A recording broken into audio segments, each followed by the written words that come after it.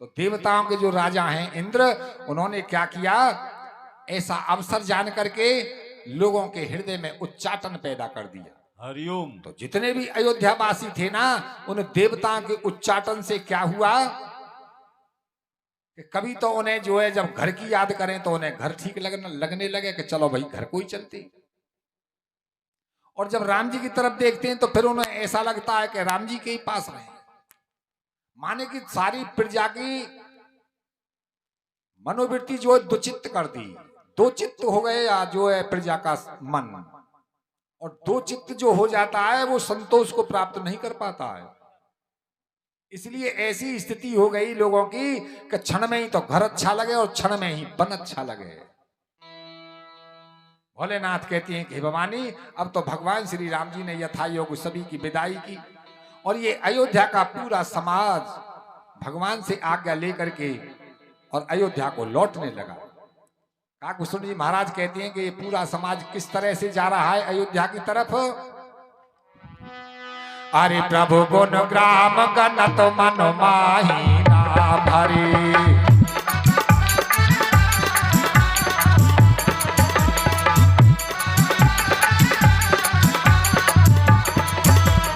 सब चुपचाप चले मगो माही नाम हरि, सब चुपचाप चले जग माही राम हरे।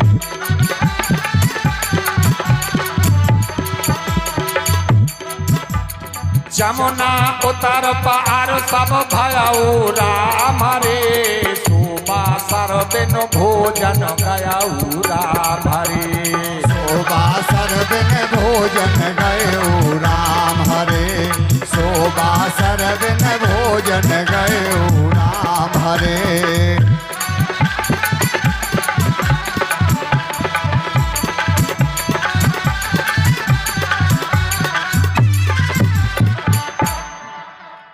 प्रभु गुण ग्राम गणत मन माही। पूरा समाज जो अयोध्या की तरफ आ रहा है चुपचाप, बिल्कुल कोई किसी से नहीं बोलता है, सब शांत हैं, लेकिन भगवान के उन गुणों को याद कर रहे हैं सभी अपने अपने मन में कि भगवान का कैसा बोलना है, भगवान का कैसा चलना है, भगवान का व्यवहार कितना सुंदर है।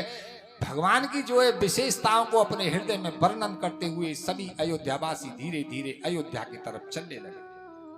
काकुशुंड जी महाराज कह रहे हैं कि पहले दिन यमुना को पार कर दिया, उस दिन किसी ने भोजन भी नहीं पाया। उतर देवसर दूसर बासु, दूसरे दिन इन्होंने गंगा को पार कर दिया। वहां पर जो राम जी का मित्र था सखा निषाद गुह, उसने जो है सभी लोगों की बड़ी सेवा की। तीसरे दिन ये सई उतर गोमती नहाए, तीसरे दिन इन्होंने सई नदी को पार किया, गोमती नदी को पार करके स्नान करते हुए, और चौथे दिवस अवधपुर आए। ये चौथे दिन ये सारा समाज लौट करके अयोध्या में आ जाता है। भोलेनाथ कह रहे हैं कि हे भवानी, जनक रहे पुरबासरचारी। जनक जी महाराज 4 दिन तक अयोध्या में ही ठहरे।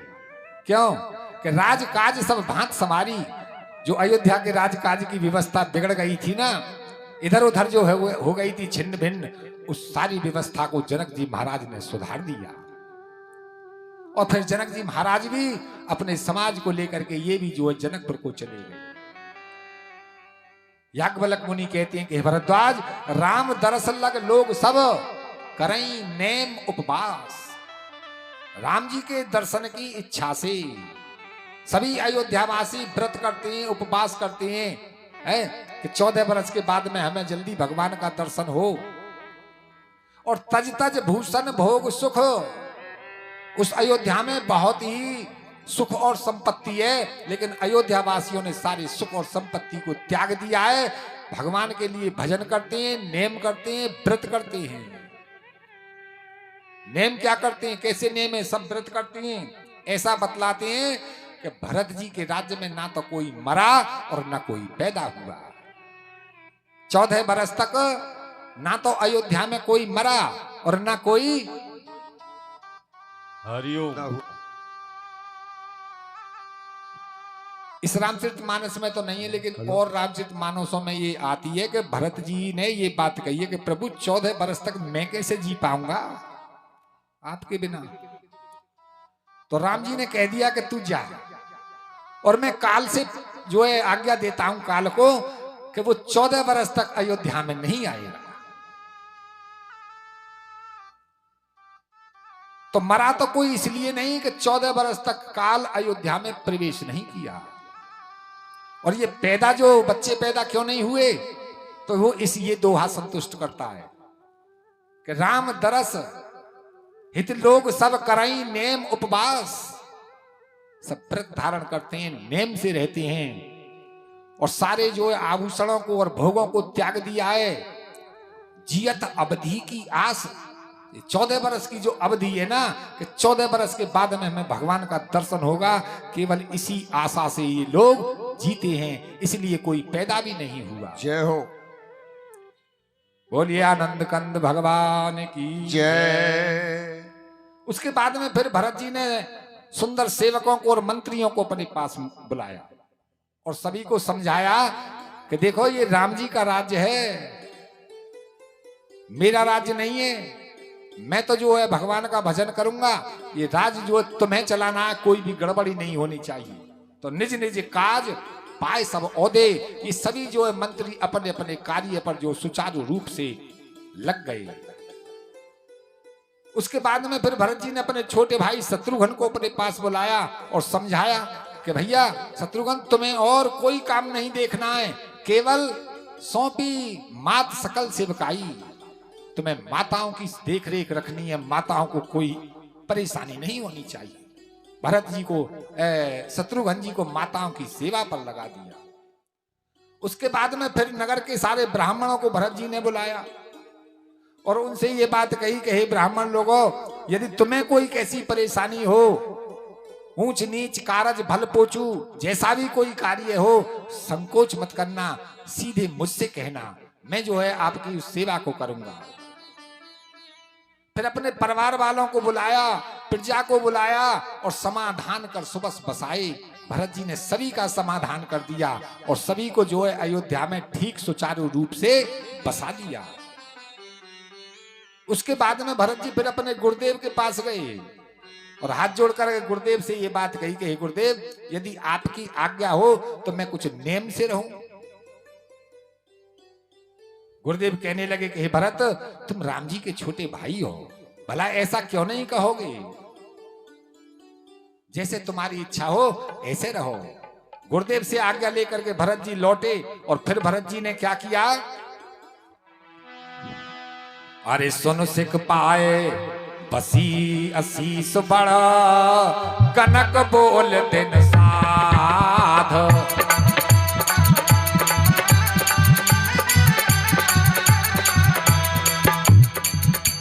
सिंहासन प्रभु पादुका, बैठा रे निरुपाध, सियावर राम जय जय राम, अवधपत राम जय जय राम, सियापत राम जय जय राम, अवधपत राम जय जय राम।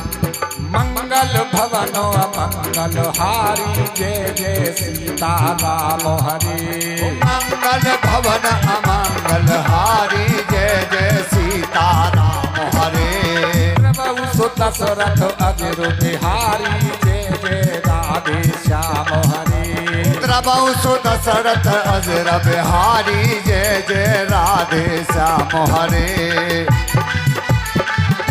जय हो।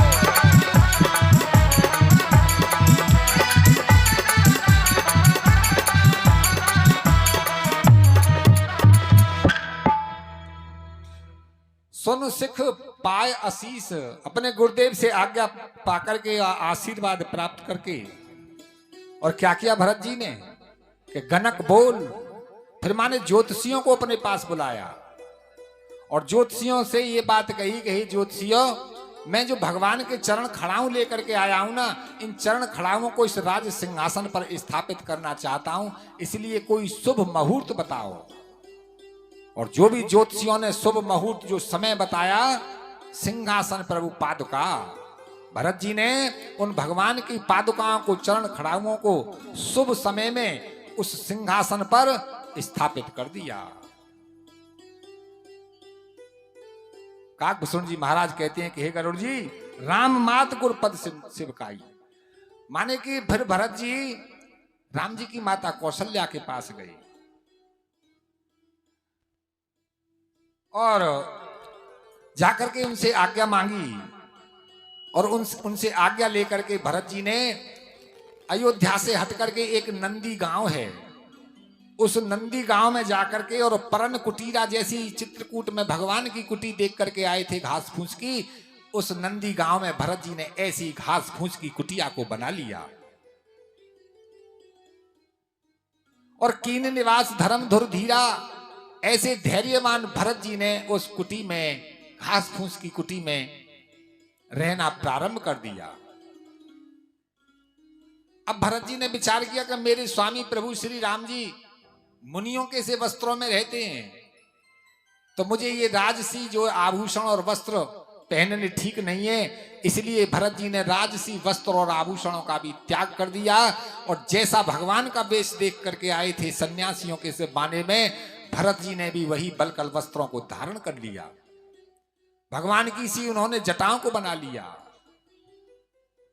फिर भरत जी ने विचार किया कि मेरे स्वामी प्रभु श्री राम जी तो पृथ्वी पर रहते हैं, तो मुझे उनसे नीचे रहना चाहिए।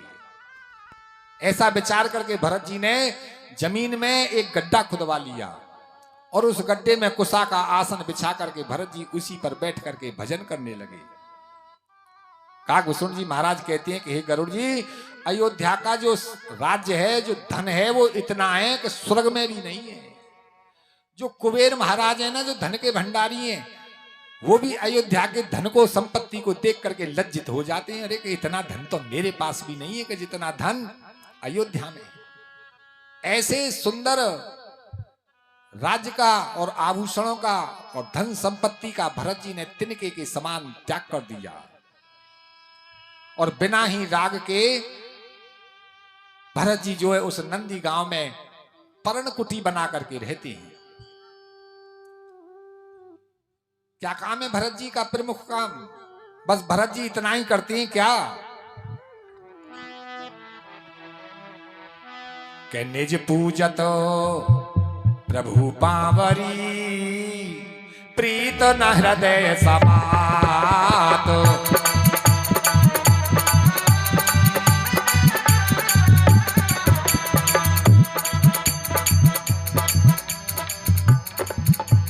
मांग मांग आयसो करत, राज काज बहु भात सियावर राम जय जय राम।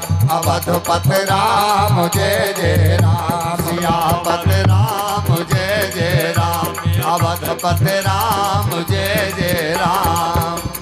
मंगल भवन अमंगल हारी, मंगल भवन अमंगल हारी। प्रभु सो दशरथ अजर बिहारी, प्रभु सो दशरथ अजर बिहारी। श्री राधे गोपाल भज मनो श्री राधे, श्री राधे गोपाल भज मन श्री राधे, श्री राधे गोपाल भज मन श्री राधे।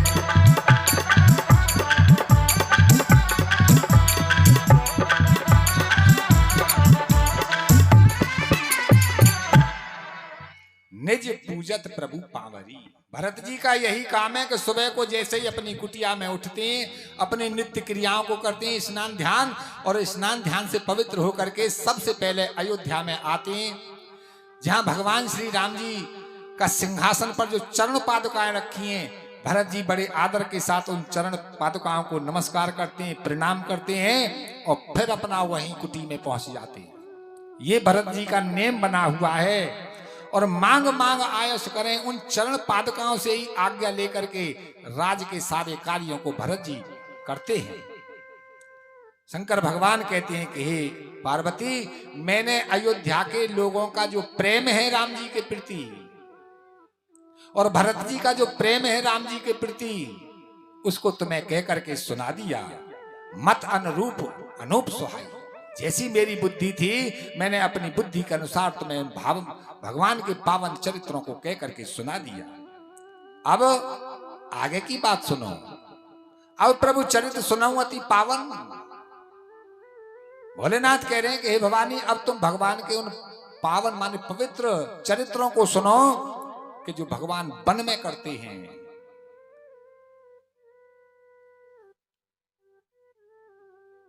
चित्रकूट बस भगवान श्री राम जी चित्रकूट पर बसते हैं और ऐसे चरित्र करते हैं कि जो वहां के साधु सन्यासियों को अच्छे लगे। एक दिन भगवान ने विचार किया, अपने मन में अनुमान लगाया, क्या कि मुझे रहते रहते बहुत दिन हो गए हैं। कितने समय रहे भगवान चित्रकूट पर? ऐसा बतलाते हैं कि 12.5 बरस तक चित्रकूट पर ही भगवान ने निवास किया। ये आगे की यात्रा और महाराज जितने राक्षसों का वध है, लंका पर विजय, ये तो उन्होंने जो है थोड़े ही दिनों में प्राप्त कर ली। 1.5 साल में बहुर राम अस मन अनुमाना, भगवान ने अपने मन में अनुमान लगाया कि हो हई भीड़ सबई मोई जाना। मुझे यहाँ सब लोग जान गए, सारे ऋषि मुनि भी मुझे जान गए हैं यहाँ पर। यदि मैं अभी यहीं पर रुकूंगा तो अब सब लोग यहाँ आने लगेंगे, बहुत बड़ी भीड़ हो जाएगी। अब मुझे देवताओं का कार्य करने के लिए यहाँ से चलना चाहिए। हरिओम। ऐसा विचार करके सकल मुनिन सन विदा कराई। भगवान ने सारे ऋषि मुनियों से आज्ञा ली और सीता सहित चले दो भाई, दोनों भाई सीता जी को साथ लेकर के और इस चित्रकूट को त्याग कर और आगे वन में जाने लगे। कहां पहुंचे भगवान? अत्रि मुनि के आश्रम में।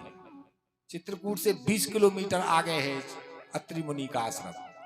बड़ा सुंदर आश्रम है, देखने लायक है। जब चित्रकूट जाओगे तो वहां ये भी जो चीज देखने को मिलेगी। तो भगवान जो है अत्रि मुनि के पास पहुंचे और जैसे ही अत्रि मुनि ने ये बात सुनी कि भगवान श्री राम जी, सीता जी और लक्ष्मण जी आ रहे हैं, तो बड़े प्रसन्न हुए। प्रसन्न मन से अपने आश्रम से बाहर निकल करके आए, बड़ी आतुरता के साथ भगवान को जो है प्रणाम किया और भगवान ने भी जो है मुनि के लिए दंडवत प्रणाम किया।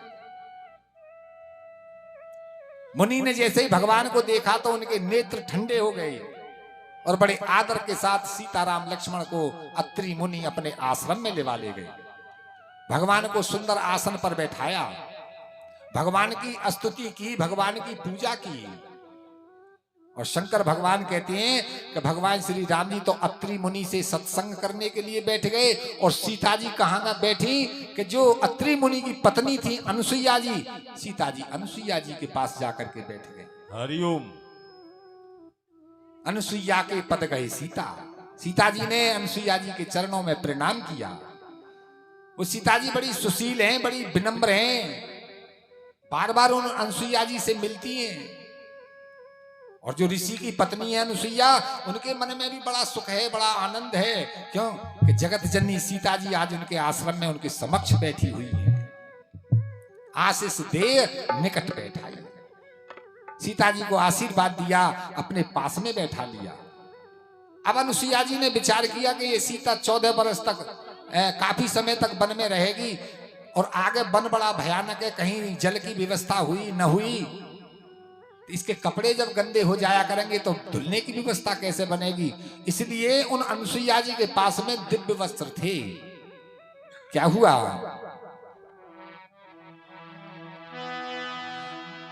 हाथे पे बसानो भूषानो बाहेराई,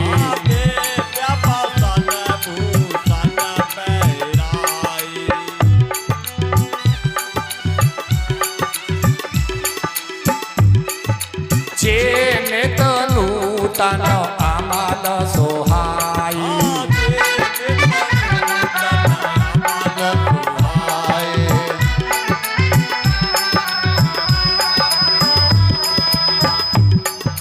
काहे रे सुपाधु सारा सो मृदु पानी,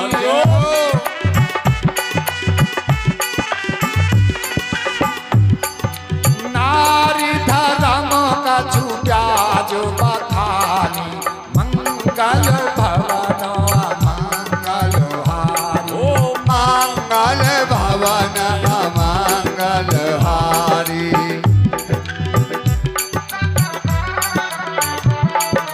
प्रभु सो दशरथ अजेर बिहारी, प्रभु सो दशरथ अजेर बिहारी, प्रभु सो दशरथ अजर बिहारी।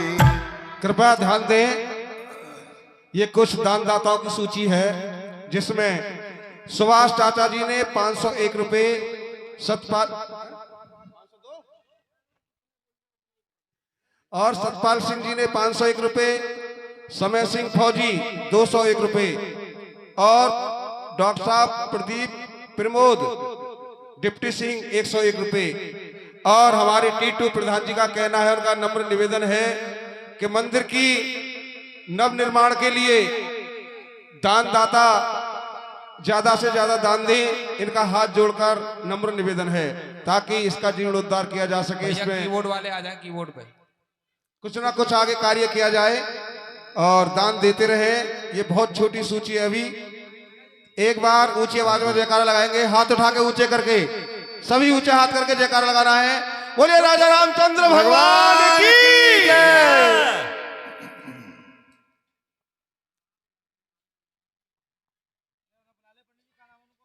बोलिए हनुमान जी महाराज की जय। देखिए, ये जो कथा हो रही है शिव मंदिर पर, कराने वाले तो 2 आदमी हैं, सभी को पता है। लेकिन एक इस कथा का मेन उद्देश्य है इसका यहाँ कराने का, और वो उद्देश्य ये है कि इनका ये भाव है इस मंदिर के प्रति कि यहाँ एक छोटी सी कुठरिया बन जाए जिसमें कोई भी संत आकर के रहें तो अच्छा है। ये उद्देश्य है इस कथा का यहाँ कराने का। देखो, अच्छा भाव है, बहुत बढ़िया भाव है। और हमारा भी सभी से अनुरोध है कि जो भी जिस लायक जैसे भी हैं दानदाता, जैसे भी जिसकी भावना जैसी हो, वो इस मंदिर पर कुठरिया के लिए जो भी जैसा भी देना चाहें वो दान दें। और यहाँ इनका एक विचार है, कुठरिया बन जाए, एक संत रहने लग जाए तो झाड़ू बाड़ू लगती रहे, पूजा होती रहे मंदिर में, तो बढ़िया भाव है, अच्छा है। बोल सियापत रामचंद्र भगवान की जय जय।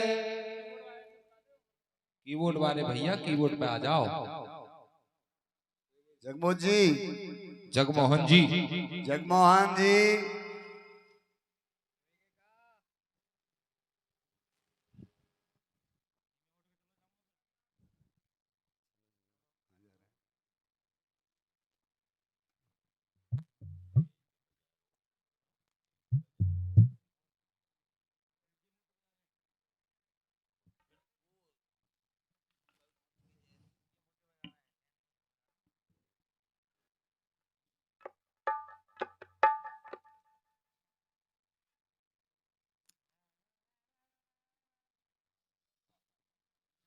बोलिए राघवेंद्र भगवान की जय।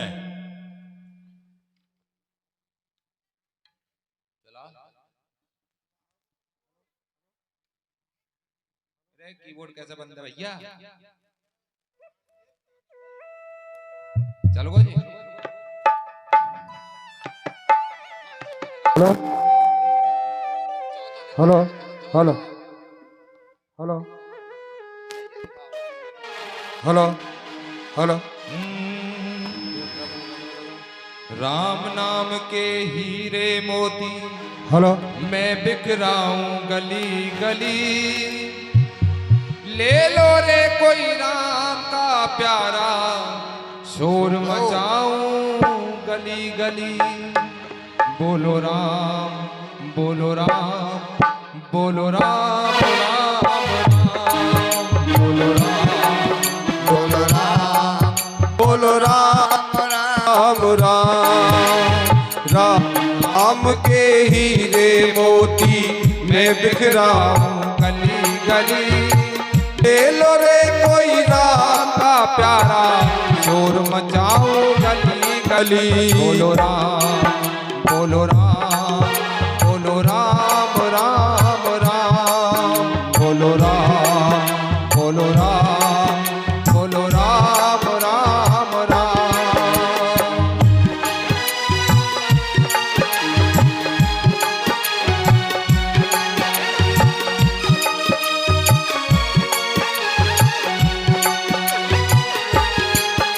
और क्या बता किया है।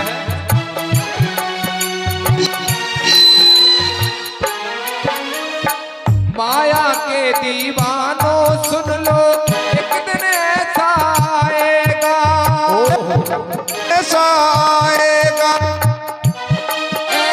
आएगा। माया के दीवानों सुन लो, एक दिन ऐसा आएगा, माया के दीवानों सुन लो, एक दिन ऐसा आएगा, एक दिन ऐसा आएगा। धन दौलत और माल खजाना यही पड़ा रह जाएगा, सब यही पड़ा रह जाएगा, सब यही पड़ा रह जाएगा।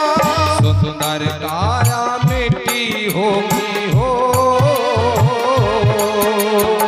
सुंदर काया मिट्टी होगी, चर्चा होगी गली गली। ले लो रे कोई राम का प्यारा, शोर मचाओ गली गली हो ले लो रे कोई राम का प्यारा, सुर बजाओ गली गली। बोलो राम, बोलो राम, बोलो राम राम राम, बोलो राम, बोलो राम, बोलो राम राम जय राम।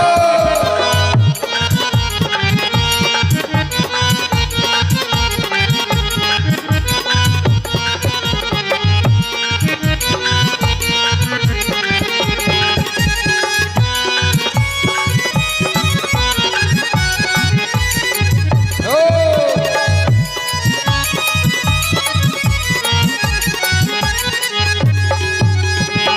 क्यों करता तू मेरा तेरा, यह तो तेरा मकान नहीं, ओ यह तो तेरा मकान नहीं, यह तो तेरा मकान नहीं। झूठे जग में फंसा हुआ है, तू सच्चा इंसान नहीं, ओ तू सच्चा इंसान नहीं, बद तू सच्चा इंसान नहीं। जग का मेला दो दिन का हो, जग का मेला दो दिन का है, अंत में होगी चला चली। ले लो रे कोई राम का प्यारा, शोर मचाओ गली गली। ले लो रे कोई राम का प्यारा, शोर मचाओ गली गली। हाँ, राम नाम के हीरे मोती मैं बिखराऊं गली गली। ले लो रे कोई राम का प्यारा, शोर मचाओ गली गली। ले लो रे कोई राम का प्यारा, शोर मचाओ गली गली। बोलो राम, बोलो राम, बोलो राम राम राम, बोलो राम, बोलो राम, बोलो राम राम राम।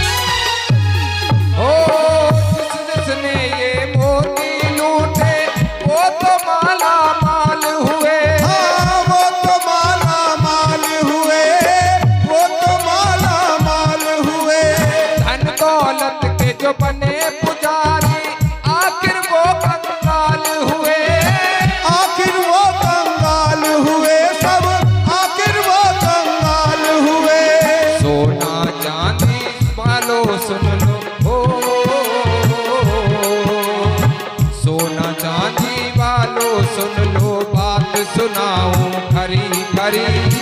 ले लो रे कोई राम का प्यारा, शोर मचाओ गली गली हो। ले लो रे कोई राम का प्यारा, शोर मचाओ गली गली हो। राम के हीरे मोती मैं बिखराऊं गली गली। ले लो रे कोई राम का प्यारा, शोर मचाओ गली गली।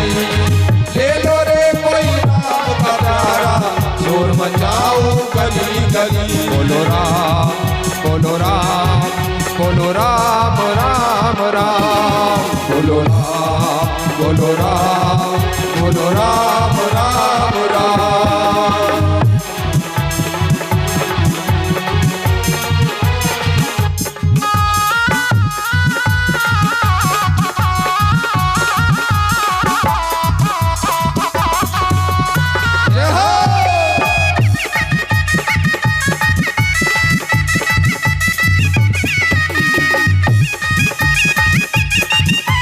क्या बात है संगीतकारों की।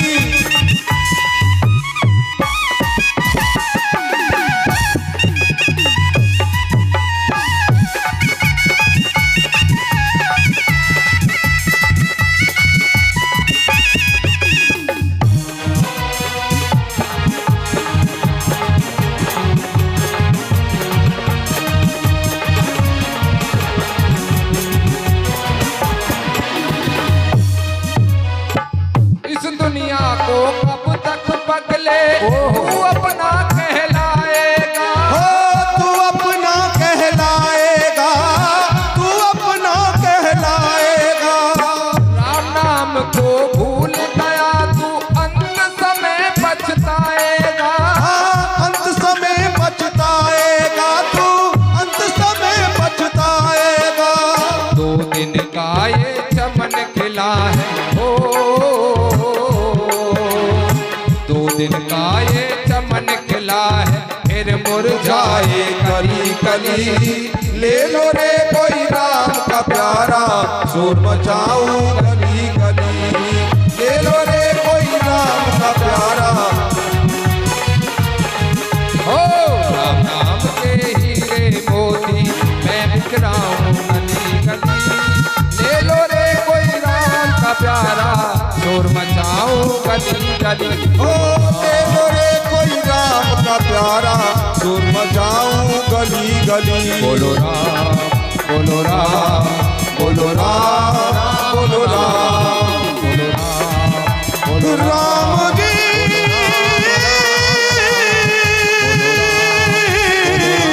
राम जी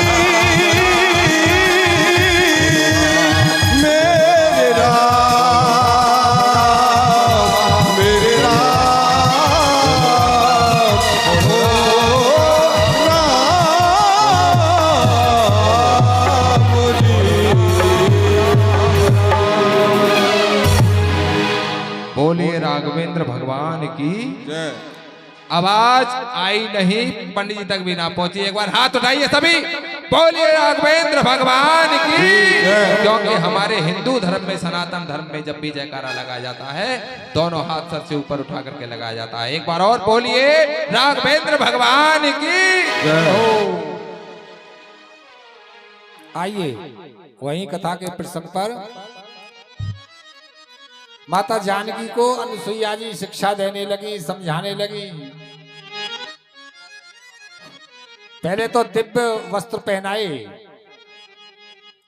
दिव्य वसन भूषण पहराए, ऐसे वस्त्र आभूषण पहनाए अनुसुईया जी ने। उनमें क्या विशेषता थी कि जे नित्य नूतन अमल सुहाए, जो नित्य प्रति नए रहते हैं वो कभी गंदे नहीं होते। अब तो अनुसुईया जी ने सीता जी को कुछ स्त्रियों के धर्म विस्तार पूर्वक समझाए। हे सीता, ये जो पति होता है ये अमित दान का देने वाला होता है, और वो स्त्री अधम है, नीच है कि जो अपने पति की सेवा नहीं करती है। अनुसुईया जी समझा रही है कि सीता, धीरज, धर्म, मित्र और नारी, ये 4 बात बतलाई। इनकी पहचान कब होती है? आपत्ति के समय में। धीरज, कितना धैर्यवान पुरुष है, आपत्ति में मालूम पड़ेगी। वैसे तो सब जो धैर्यवान बने हुए हैं, जब तक आपत्ति नहीं है, आपत्ति में मालूम पड़ जाएगी कितना धैर्यवान है। हरिओम। दूसरी बात आई धर्म, आपत्ति में मालूम पड़ेगी कितना बड़ा धर्मात्मा है। जब तक आपत्ति नहीं है तो महाराज खूब पूजा पाठ चल रही है और तनक सी आपत्ति आ जाए ना, छोड़ बैठे मंदिर को, जानो भजन पूजा पाठ सब कुछ छोड़ देता है। और क्या हनुमान जी मूर्ति फेंक दूंगा। हाँ, एक तो ऐसे ही कह रहा हो कि मैं अब हनुमान जी की मूर्ति फूर्ती है घर में तो निकाल के फेंकूंगा। हाँ, कि पत्नी बीमारी बहुत दिन ते वो ठीक ही ना है रही, पैसा भी वाने बहुत खर्च कर दे और दुखी है वो। तो ऐसे ही बात चल रही हमारी, हमने काफी दिन पहले उसे बताई भाई थोड़ा पूजा वूजा किया कर। तो जब फोन पे बात हुई जो 2-4 महीना पीछे, तो वो उसने बड़े क्रोध में ये बात कही कि गुरुजी अब मैं हनुमान जी की मूर्ति निकाल के घर में दे फेंकूंगा। बोलिए शंकर भगवान की। तो कहने का मतलब ये कि धर्मात्मा पने की भी मालूम थोड़ा आपत्ति में विपत्ति में मालूम पड़ती है कि कितना बड़ा धर्मात्मा है,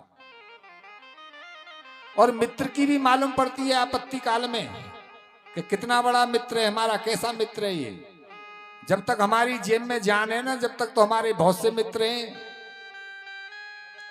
लेकिन आपत्ति आने पर मालूम पड़ेगी कि हमारा साथ कौन देता है आपत्ति में। हरिओम। और चौथी बतलाई स्त्री, स्त्री की भी जो है आपत्ति में ही मालूम पड़ती है। जब तक 1 मांगे और 2 मिले और 10 मांगे और 20 दे तो रेवे पति जब ताई तो ठीक है, वरने महाराज कमी बेसी आ जावे ना कंगाली में, जो है ऐसा भी देखा गया है कि ये भी पति को छोड़ करके चली जाती है। बाबा गोस्वामी जी महाराज कह रहे हैं कि इन चारों की धीरज, धर्म, मित्र और नारी, इनकी आपत्ति काल में ही जो है पहचान होती है।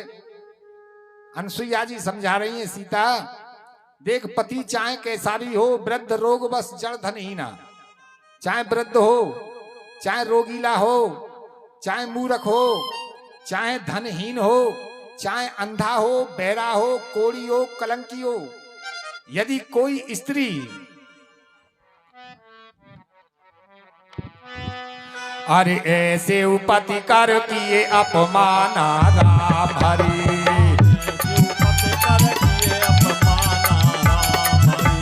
नारी पाप जम पर दुख नाना राम हरि, पाप जम पुर दुख नाना राम हरि।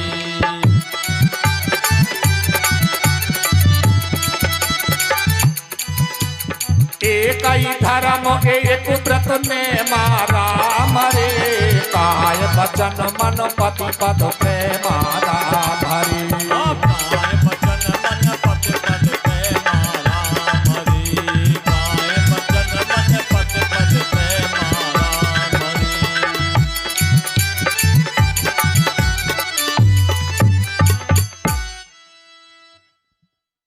अनुसुईया जी को मालूम है कि सीता वन में है राम जी के साथ, कहीं को विचार ना हो जाए, बुरा विचार ना आ जाए, इसलिए समझा रही है कि हे सीता, चाहे पति कैसा भी है, यदि कोई स्त्री उसका अपमान कर देती है तो फिर उसे बड़ा भारी दुख उठाना पड़ता है। माने फिर वो यमलोक में जाती है और यमलोक में जाकर के उसे नाना प्रकार के कष्टों का सामना करना पड़ता है। इसलिए हे सीता, स्त्रियों का एक ही धर्म है, एक ही व्रत है और एक ही नियम है, क्या कि वो शरीर से, मन से और वचन से अपने ही पति की सेवा में रहे। फिर पतिव्रताओं के लक्षण बतलाए कि हे सीता, इस जगत में 4 प्रकार की पतिव्रता होती है। जो उत्तम प्रकार की पतिव्रता होती है वो सपने में भी पर पुरुष को नहीं देखती। जो दूसरे नंबर की है वो भाई और पिता के समान, माने जो अपनी उम्र का है, बराबर वाला है, उसे भाई मानती है, जो बड़ा है उसे पिता मानती है, जो छोटा है उसे पुत्र के रूप में देखती है। तीसरे नंबर की बात बतलाई कि धर्म विचार समझ कुल रही, जो अपने धर्म का विचार कर लेती है कि मैं तो उच्च कुल में पैदा हुई हूं, मैं ब्राह्मण के घर में जन्म लिया है, मैंने क्षत्रिय के घर में जन्म लिया है, ये नीच कर्म मुझे शोभा नहीं देता है, जो ऐसा विचार करके गलत से बच जाती है, वो तीसरे नंबर की है। 4 नंबर की, चौथे नंबर की बात बतलाई कि बिन अवसर बहते रहे जोई, बिना अवसर, एक तो अवसर नहीं मिला और फिर भय लगा रहा काट देगो कि कहीं ऐसा ना हो कि मेरी कोई बात को जो घर वाले सुन ले, तो ऐसा ना हो कि जीवन से ही मुझे हाथ धोना पड़े, इस भय से मानो गलत से बच गई। ये चौथे नंबर की पतिव्रता है। एक जगह तो मोते पूछ ले साहब जी के इन्हीं को लागू है कि आदमी को है वो, तो मेरे ब्याह से आए हो वैसी कथा चल रही। तो बाबाजी बेरवे उचक्कने ठाड़े है जे एक बाबाजी सुन रहे हो। यहाँ में बात आई है ये आगे के ऐसी जो स्त्रियां होती हैं वो फिर आगे चल के जवानी में विधवा हो जाती हैं। तो वो महात्मा बेर बेर उठे और जो व्यास आवे वो पूछे कि ये इन्हीं पे लागू है व्यास जी के इन्हों पे। और कोई न बोले, चुप लगा जाए सब। मेरा नंबर आया साहब, मैंने पहले ही सोच ली, मैंने पूछेंगे तो कि बहुते जब सब ते पूछ रहे हैं तो मैंने व्यास गद्दी पे बैठते यहीं से बात शुरू करी। मैंने महाराज अरे इन्हीं पे लागू काहे को है, इन्हों पे लागू है आदमी पे। मैंने कि ये का रड़ुआ हो में ही ना है, ये का कोई यज्ञ करे ते रड़ुआ है गए। अरे कोई ना कोई गलत कर्म किया होगा तभी तो ये रड़ुआ है। तो कहने का मतलब ये कि ये एक ही तरफ को बात नहीं है। बात ये कि अपने धर्म का विचार करते रहना चाहिए, चाहे स्त्री है और चाहे पुरुष है। हरिओम। अधर्म पर चलने से तो परेशानी ही परेशानी है। और अंत में ये बात कह दी अनसुईया जी ने कि हे सीता, ये स्त्री जो है वैसे ही स्वभाव से ही अपवित्र है, लेकिन पति की सेवा करने से ये जो है पवित्र हो जाती है। उधर शंकर भगवान कहते हैं कि हे पार्वती,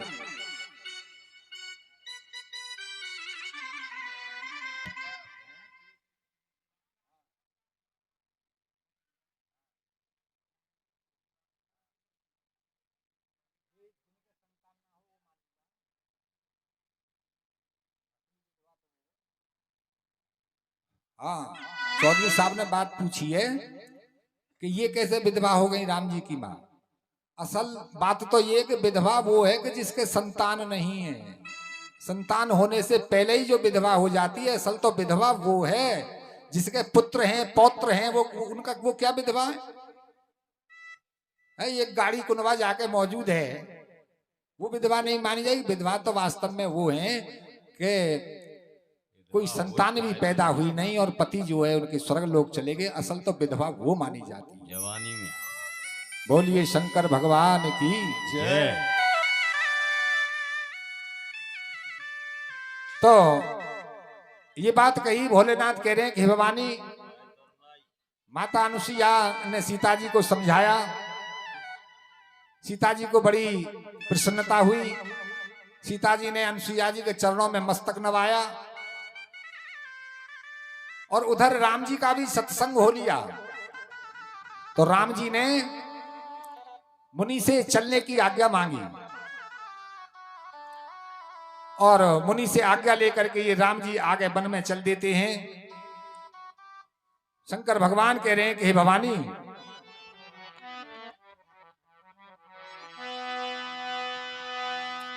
हाँ मुनि पाद का मालो ना आए कारो सीसा।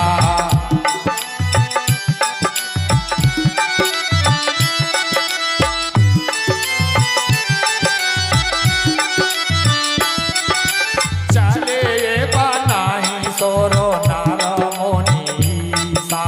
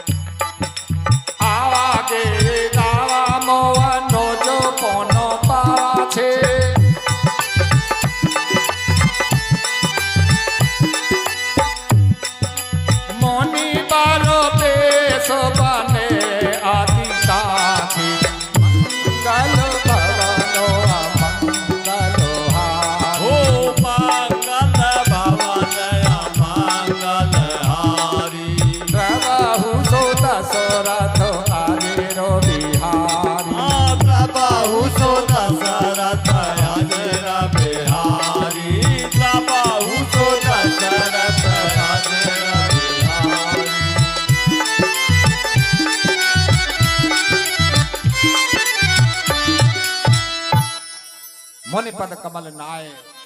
भगवान ने मुनि अत्रि के चरणों में प्रणाम किया और देवताओं को और मुनियों को सुख देने वाले भगवान श्री राम जी फिर आगे वन में चले। आगे आगे राम हैं, बीच में सीता जी और सबसे पीछे लक्ष्मण जी चल रहे हैं। मुनियों का सा वेश है। जब आगे वन में चले तो भगवान को एक विराध नाम का राक्षस मिला। अरे भैया उतकू कौन सी कथा चल रही है, ये प्यार दो, कोई ध्यान ना है मेरी बात को। तो भैया बेटा, हाँ भैया, भैया अरे शांति। सहज में ही प्यार दो। हाँ हाँ, तुम तो और दूसरी कथा सुना रहे, देखो। बोलिए शंकर भगवान की जय। वैसे ये कथा में विघ्न होता है। भगवान ना जानो भीतर बैठो भयो कि 2 घंटों ना बैठो हेलो। जा रहो बिना पानी के। इतना सस्तो हो रही है वो परमात्मा। अरे पानी की चल रही है, रोटी छोड़नी पड़ेगी यदि वो उससे मिलना है तो। बोलिए हनुमान जी महाराज की। जय। तो भगवान ने देखा कि ये विराध नाम का राक्षस है, बड़ा भयानक है, इसकी समाप्ति करनी ठीक है। ऐसा विचार करके भगवान ने उस विराध नाम के राक्षस का वहां पर जो है वध कर दिया। अब वो राक्षस अपने राक्षसी शरीर से जो जीवात्मा निकली उसको भगवान ने देखा, वो बड़ा दुखी था। तो देख दुखी निज धाम पठावा, भगवान ने उसको जो है अपने धाम को भेज दिया। फिर भगवान वहां से आगे को चले तो कहां पहुंचे कि जहां सरभंग मुनि का आश्रम था। और जब सरभंग मुनि ने ये बात सुनी कि सीताराम लक्ष्मण मेरे आश्रम में आ रहे हैं तो बड़े प्रसन्न हुए और भगवान को जो है दरवाजे पर आदर करके सत्कार करके अपने आश्रम में अंदर प्रवेश किया। सुंदर आसन पर बैठाया भगवान को और भगवान से हाथ जोड़ करके सरभंग मुनि कह रहे हैं कि हे प्रभु, मैं तो ब्रह्मलोक को जाने वाला था इस शरीर को छोड़ करके, परंतु जैसे ही मैंने ये विचार किया और मैं जाने ही वाला था, शरीर को छोड़ने ही वाला था, तभी मेरे कानों में ये बात आई कि सीताराम लक्ष्मण इस वन में आ गए हैं। तो फिर मैंने वो विचार त्याग दिया और जब से मैंने ये बात सुनी है मैंने वहां का विचार त्याग दिया और चितवत पंथ रहे दिन राती। फिर मैं दिन रात इस रास्ते की तरफ देखता रहता हूं कि कब जो है प्रभु श्री राम जी मेरी तरफ आएंगे।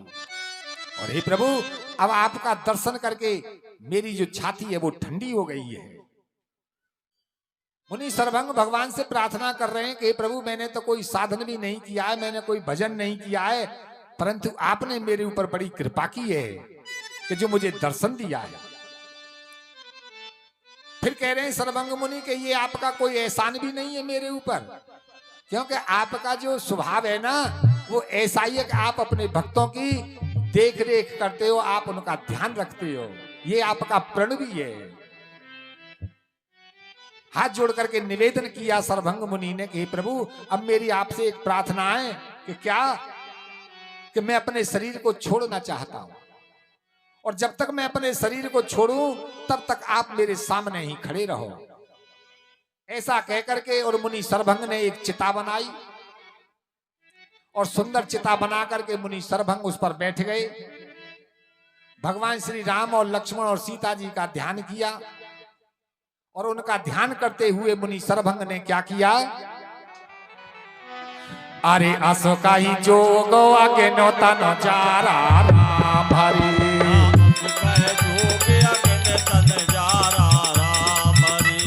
राम कृपा पे कुंठ से धारा राम हरि राम कृपा पे कुंठ से धारा राम हरि।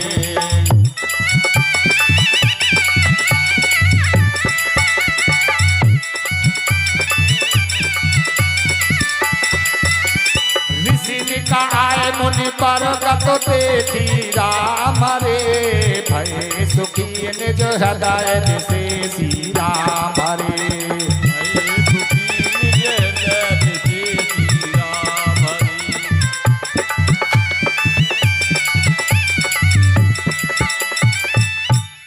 अस कही जोग अगिन तंजारा। उस चिता पर बैठ करके भगवान सीताराम लक्ष्मण का ध्यान करते हुए मुनि ने योग अग्नि के द्वारा अपने शरीर का त्याग कर दिया और भगवान की कृपा से वो बैकुंठ को चले गए। वैसे तो वो भगवान में लीन होना चाहते थे लेकिन भगवान में लीन नहीं हुए। लीन का क्या मतलब है कि जो जीवात्मा भगवान में लीन हो जाती है ना उसका फिर जन्म नहीं होता है, उसका जन्म मरण समाप्त हो जाता है। लेकिन इन मुनि ने भगवान में लीन नहीं हुए ये, क्योंकि इन्होंने पहले ही भगवान से भेद भक्ति का वरदान मांग लिया है कि प्रभु मैं आपकी भेद भक्ति करना चाहता हूं। भेद भक्ति का क्या मतलब है? दो प्रकार